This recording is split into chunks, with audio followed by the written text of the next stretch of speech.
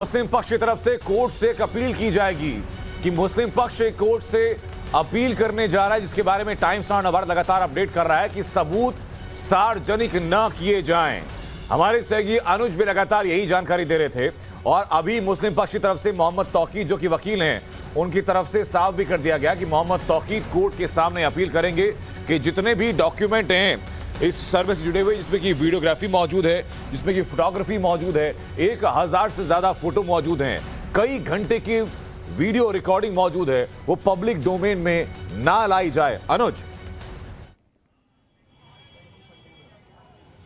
जी बिल्कुल, और मुस्लिम पक्ष की तरफ से लगातार ये बात कही जा रही थी। उन्होंने आपत्ति इसी बात की जताई थी कि इस वीडियो, इस फुटेज को सार्वजनिक न किया जाए, और इसी को लेकर जो मुस्लिम पक्ष के वकील है उन्होंने साफ तौर पे ये कहा कि वो जिला जज के सामने ये गुहार लगाएंगे कि इसको किसी भी तरीके से सार्वजनिक न किया जाए। और इसके पीछे की जो वजह बताई जा रही है वो उनकी तरफ से ये बताई जा रही है कि लॉ एंड ऑर्डर इससे खराब हो सकता है। वहीं दूसरी तरफ चूंकि इस पूरे मामले को लेकर जो पूरा ये मामला है ज्ञानवापी विवाद का, 2 बजे के मतलब थोड़ी देर में इस पूरे मामले में सुनवाई होगी। इस बीच तस्वीरों के जरिए हम आपको बताना चाहेंगे, ये कोर्ट है, कोर्ट के अंदर जहां पे इस पूरे मैटर की सुनवाई होनी है वहां आसपास सुरक्षा व्यवस्था बढ़ा दी गई है। वहीं दूसरी तरफ 30 लोगों की जो जानकारी हमें मिल रही है उसके मुताबिक 30 लोगों का एक लिस्ट बनाया गया जिनको अंदर जाने की इजाजत दी जाएगी। तो निश्चित तौर पर जिस तरीके से हमने देखा कि जब हिंदू पक्ष के वकील वहां पर पहुंचे तो नारे लगाए गए, साथ ही साथ उनका तिलक किया गया। वहीं दूसरी तरफ किसी तरीके से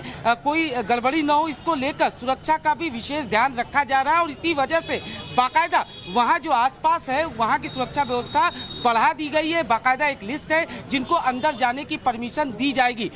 निश्चित तौर पर जब सुनवाई दोबारा शुरू होगी तो जब पिछली सुनवाई जहां से खत्म हुई थी वहीं से इसकी शुरुआत होगी। इस बीच जैसे हमने देखा था कि पिछली सुनवाई में मुस्लिम पक्ष अपनी दलीलें पेश कर रहा था, तो निश्चित तौर पर जब सुनवाई शुरू होगी तो एक बार फिर से मुस्लिम पक्ष अपनी दलीलें दोबारा फिर से आगे बढ़ाएगा। क्योंकि 52 पैरे का जो जवाब है वो सबमिट किया गया था हिंदू पक्ष की तरफ से, जिसमें से 12 पैरा पढ़ा जाना है। और यही चिंता हिंदू पक्ष के जो वकील है उनका साफ तौर पर कहना है कि वो इसीलिए तैयार है कि इस पूरे जी अनुज, मैं वापस लौट रहा हूं आपके पास। आशुतोष बताइए जरा कि मुस्लिम पक्ष की तरफ से जो दलील दी जा रही है कि भाई इन सबूतों को, चाहे वो डॉक्यूमेंट्स के रूप में हो, चाहे वो फोटोग्राफ के रूप में हो, चाहे वो वीडियोग्राफ के रूप में हो, उनको पब्लिक डोमेन में ना लाया जाए, सार्वजनिक ना किया जाए, लेकिन क्यों?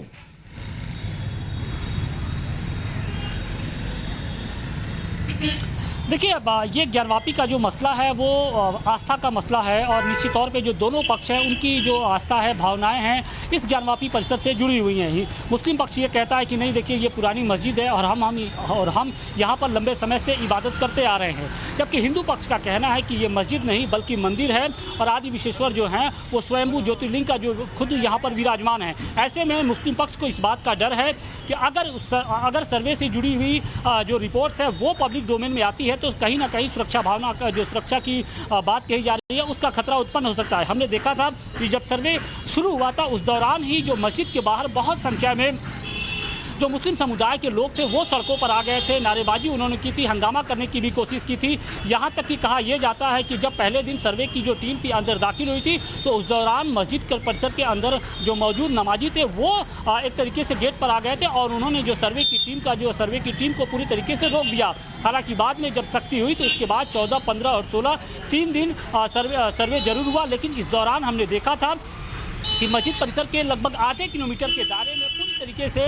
जो पूरा परिसर था उसे पूरे तरीके से छावनी में तब्दील कर दिया गया था। चप्पे चप्पे पर जो पुलिस की निगरानी की गई थी, यहाँ तक कि मीडिया को भी बैन कर दिया गया था कि आप मस्जिद परिसर के आसपास नहीं जा सकते। तो कहीं ना कहीं उनको इस बात का डर है कि अगर सर्वे की रिपोर्ट बाहर आती है तो सुरक्षा व्यवस्था का खतरा उत्पन्न हो सकता है। लेकिन सवाल इस बात का है कि क्या सिर्फ लॉ एंड ऑर्डर का बहाना बनाकर आप सर्वे की जो रिपोर्ट है उससे लोगों तक पहुंचने से रोक सकते हैं क्या? क्योंकि लेकिन इसके कॉन्ट्रडिक्शन में आशुतोष जो विष्णु शंकर जैन कह रहे हैं वो ये कह रहे हैं कि राइट टू नो यानी जानने का अधिकार, फ्रीडम ऑफ स्पीच यानी बोलने के अधिकार का बेसिक है, और आप जानने के अधिकार को अगर रोक देते हैं तो आपके फंडामेंटल राइट यानी संवैधानिक अधिकारों के हनन के अंतर्गत ये आता है। अनुज, वाराणसी के लोग इत्तेफाक रखते हैं इस बात से, और जो कोर्ट कमीशन की रिपोर्ट है वो किसी भी तरीके से सार्वजनिक नहीं हो, तो ये बड़ी खबर इस वक्त से निकलकर सामने आ रही है। क्योंकि आज जो है वो पिछली सुनवाई के दौरान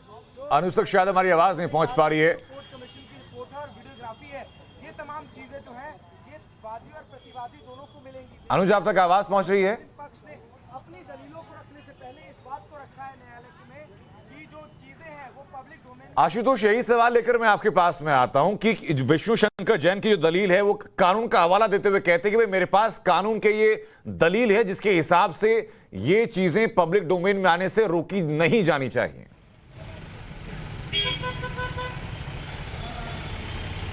और बिल्कुल बिल्कुल बिल्कुल अनंत, देखिए विष्णु शंकर जैन ही नहीं बल्कि हर बनारस के लोगों का, हर बनारस के वासी जो हैं उनका यही कहना है कि ये हमारा जानने का हक है कि आखिर मस्जिद के अंदर क्या है, और वो जानने की कोशिश भी कर रहे हैं। हालांकि अब वो जानकारी कैसे मिलती है ये तो याचिकाकर्ता हो, वादी हो, प्रतिवादी हो, उन्हीं के थ्रू मिल सकता है। तो निश्चित तौर पर ये याचिकाकर्ता जो वादी प्रतिवादी है उनका एक तरीके से हक है कि जो रिपोर्ट है, रिपोर्ट की कॉपी उन्हें मिलनी चाहिए। लेकिन मुस्लिम पक्ष ये नहीं चाहता है। मुस्लिम पक्ष का ये कहना है कि जितने लोगों ने सर्वे की रिपोर्ट के लिए आवेदन किया है उनमें से अधिकांश ऐसे लोग हैं जिनका इस मुकदमे से कोई लेना देना नहीं है, और उन्होंने यहां तक ब्लेम किया है कि उनमें से जो जिन लोगों ने आवेदन किया है उनमें से बहुत से ऐसे लोग हैं जो मीडिया से जुड़े हुए हैं और उसका कहीं ना कहीं मिसयूज करना चाहते हैं। और इसी बात को आधार बनाकर जो मुस्लिम पक्ष है वो कोर्ट में गया है और उसकी यही एक तरीके से दलील है कि जो सर्वे की रिपोर्ट है वो पब्लिक डोमेन में ना आए। लेकिन हिंदू पक्ष बार बार कह रहा है कि नहीं, इस पर हक है हमारा, ये जानने का हक है कि इस मस्जिद के अंदर आखिर क्या ऐसी चीज है। जी इसी को लेकर आपसे कुछ देर बाद आशुतोष, मैं वापस आपके पास लौटूं, कोर्ट की प्रोसीडिंग को लेकर आपसे जानकारी लेंगे। इसी बीच लेकिन विष्णु शंकर जैन ने क्या कहा था इसी दलील के समर्थन में, वो सुनवा देते हैं एक बार। सर, आपसे समझना चाहेंगे पिछली जो सुनवाई हुई थी उसमें क्या कुछ बच गया था और आज कहां से कोर्ट में फिर से शुरुआत होगी? देखिए, जो पिछली सुनवाई हुई थी उसमें मुस्लिम पक्ष ने अभी हमारी प्लेंट के 12 पैरा पढ़े हैं, तो मुझे लगता है कि वो अपने जब आर्गुमेंट्स कंक्लूड करेंगे उसके बाद हमें अपना पक्ष रखने का मौका मिलेगा। और साथ ही साथ बहुत महत्वपूर्ण बात यह है कि ये ऑर्डर 7 रूल 11 की प्रक्रिया है। इसमें बहुत ही लिमिटेड स्कोप होता है कि क्या ये case places of worship act से बाधित है कि नहीं है। तो मैं उम्मीद करूंगा कि वो अपनी बात कोर्ट में संक्षिप्त में रखेंगे और जब कोर्ट पे अपनी बात रख लेंगे उसका प्रत्युत्तर हम देंगे और जल्दी से जल्दी कोर्ट इसका निस्तारण करे, हमारी ऐसी मांग है। अगर अगले 2 दिन में उनके आर्गुमेंट नहीं कंक्लूड हो पाते हैं तो हिंदू पक्ष के नाते, हिंदू पक्ष को रिप्रेजेंट करने के नाते मैं आपके सामने बात कहना चाहता हूं कि हम इस मामले की हियरिंग के लिए डे टू डे सुनवाई करने के लिए रेडी हैं, 10:30 से 4 बजे तक सुनवाई करने के लिए रेडी हैं, छुट्टियों में सुनवाई करने के लिए रेडी हैं। पर हम चाहते हैं कि सो फार एज ये जो एस्पेक्ट है ऑर्डर 7 रूल 11 का, ये जल्दी से जल्दी डिसाइड हो। विष्णु जी,